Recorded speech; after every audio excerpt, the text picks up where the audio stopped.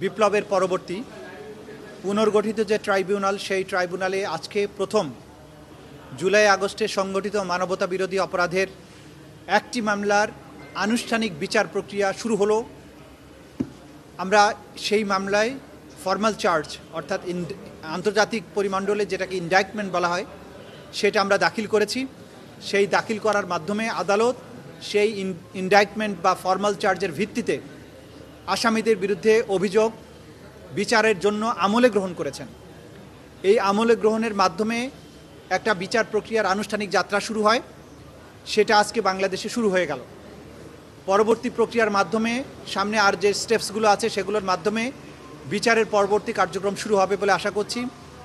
এই পর্যায়ে পর্যন্ত আসার জন্য আমাদের এই ট্রাইব্যুনালের তদন্ত সংস্থা, ট্রাইব্যুনালের প্রসিকিউশন টিমের বিভিন্ন সদস্যবৃন্দ সবাই অক্লান্ত পরিশ্রম করেছেন। আমি চিফ প্রসিকিউটর হিসেবে আমার টিমের প্রতি এবং তদন্ত সংস্থা সকলের প্রতি আমি ধন্যবাদ জানাচ্ছি তাদের এই পরিশ্রম এবং তাদের এই ত্যাগের জন্য।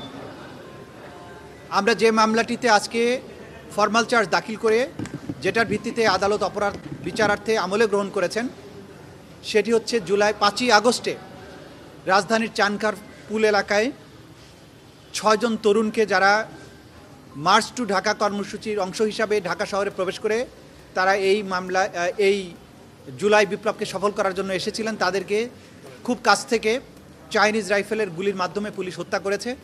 আজকে যাদের বিরুদ্ধে বিচারের আনুষ্ঠানিক যাত্রা শুরু হয়েছে তারা হচ্ছেন ঢাকা মহানগরীর ডিএমপির যে সাবেক পুলিশ কমিশনার হাবিবুর রহমান সহ পুলিশের বিভিন্ন পর্যায়ের কর্মকর্তা 8 জনের বিরুদ্ধে বিচার প্রক্রিয়া শুরু হয়েছে। যারা সরাসরি চাইনিজ রাইফেল ব্যবহার করে মানুষকে হত্যা করেছে, ভিডিও ফুটেজে যাদেরকে আইডেন্টিফাই করা গেছে তাদেরকে আমরা বিচারের জন্য সোপর্দ করেছি।